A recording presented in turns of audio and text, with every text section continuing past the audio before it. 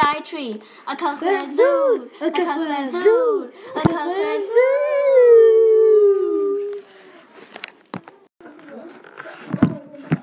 Beth ti'n neud?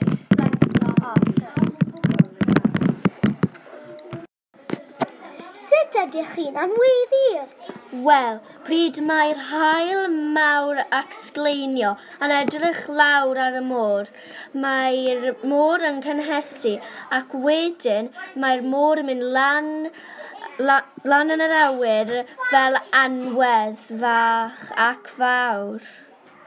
Wel, ie, duh. O.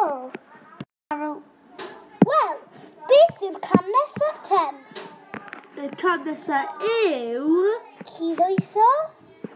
Ie, mae'n cyddwyso.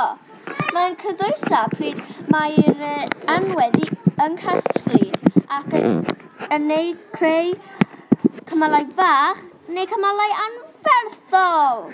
Mae hwnna'n fel fi a ti, ydy fe? Ie. Ar y Gylchred ddŵr. Helo. Helo, Kyle. Helo. Sut wyt ti heddiw? Iawn. Wyt ti wedi gweld Gethin? Na.